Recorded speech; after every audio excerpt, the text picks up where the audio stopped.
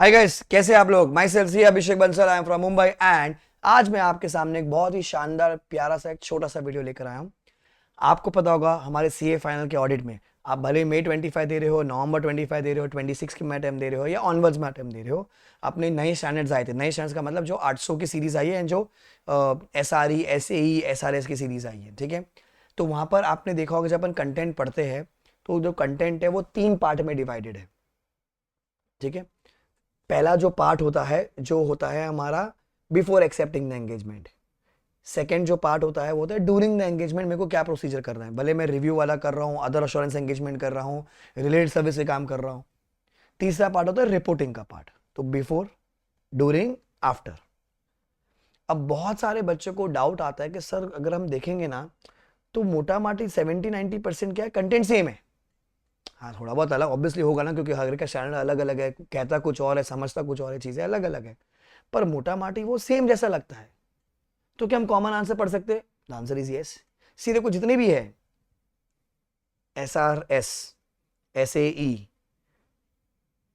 S R E, 800 की series and पीछे अपने quality control S Q C one वाला बेसिकली।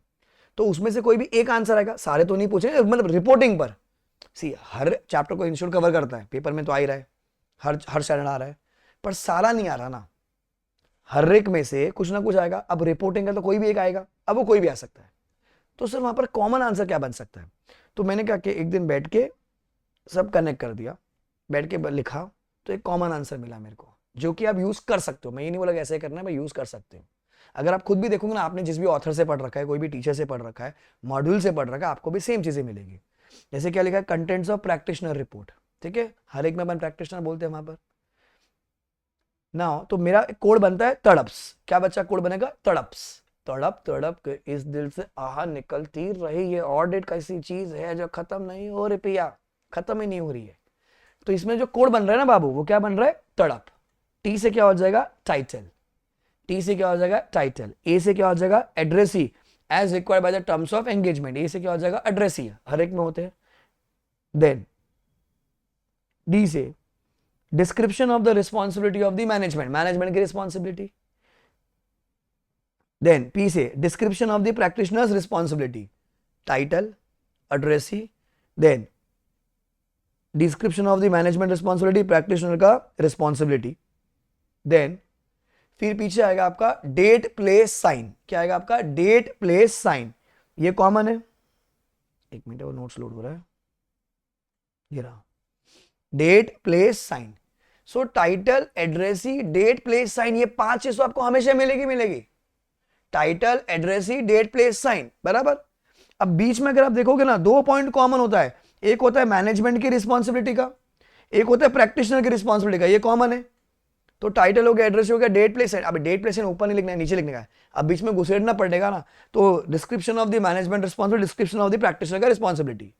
फिर एक आपको कॉमन मिलता है यहाँ पर, identification of the applicable F R F, identification of the applicable financial reporting framework, ये भी मिलेगा आपको वहां पर। और अ description that so and so engagement, आपको रिव्यू मिला है तो रिव्यू, आपको अदर ऑप्शन में तो अदर अश्योरेंस, आपको कंपाइलेशन में तो compilation. A description that so and so engagement is done as per so and so standard. भाई साहब मैं रॉन्ग नहीं लिख रहा हूं, मैं सही चीजें लिख रहा हूं पर एग्जाम में बैठ के।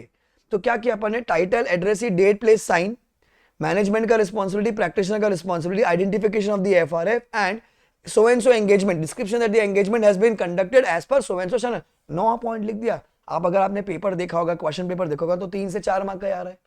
बॉस, हार्डवर्क से ज्यादा स्मार्टनेस चाहिए होती है। अंडरस्टैंड। आप मोटा मोटी से थोड़ा बहुत तो ऑब्वियसली स्टैंडर्ड का आगे का पार्ट लिखेंगे अपन, 1-2 पॉइंट होगा, पर एटलीस्ट रॉन्ग चीजें नहीं लिखोगे आप वहां पर। जो भी रिलेटेड कंटेंट जो पढ़ा होगा उस स्टैंडर्ड में, वो चीजें ठोक दो। पर एटलीस्ट ये तो यूज कर सकते ना अपन। मजा आ गया ना? अगर मजा आया तो do like this video, comment and share with your friends and do subscribe to the channel so that maximum लोग तक ये वीडियो पहुंचे। तो अपने को क्या इस बार पास होने का है। तो एक बार मैं स्क्रिबल करता हूं तो आपको और आइडिया आ जाएगा। तो कैसे लिखूंगा मैं आंसर को? इमेजिन करो क्वेश्चन नंबर 5B आता है, तो 5B ऊपर लिखा, फिर मैं लिखूंगा वहां पर following are the contents of report. पहला टाइटल, एक लाइन छोड़ो, number 2 addressee, then third description of, पूरा लिखने का, मैनेजमेंट रिस्पॉन्सिबिलिटी, फोर्थ एक लाइन छोड़ के description of practitioners responsibility, fifth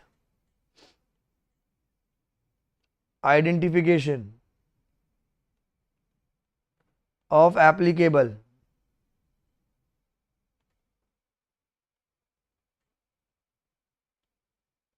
financial reporting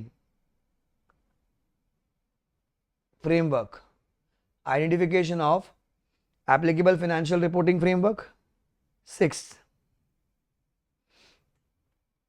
statement that जो भी क्वेश्चन है, engagement is conducted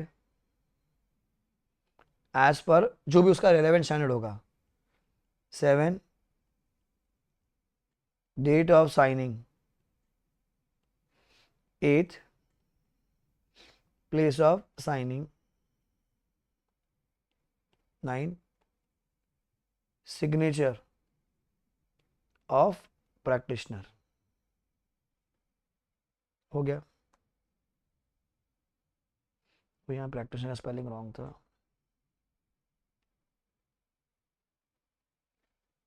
हो गया आंसर, 3 मार्क का 4 मार्क का आंसर। अब अगर थोड़ा सा कंटेंट याद है उस पर्टिकुलर चैनल का तो उसको आपको क्या बीच में घुसेड़ना पड़ेगा, डेट प्लेस साइन हमेशा लास्ट में होना चाहिए। समझ आ गया आपको? आई होप आपको पसंद आया होगा। अच्छा, किसी को भी अगर ये हैंड रिटन नोट चाहिए तो सारे चैप्टर्स के डाल रखे मैंने।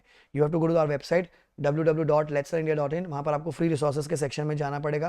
फ्री रिसोर्सेज में आपको मिल जाएंगे सारे चैनल्स फ्री में डाउनलोड करने को। ठीक है, चलो गाइस, ऑल द बेस्ट, दुआ में जरूर याद रखना। Bye guys, take care.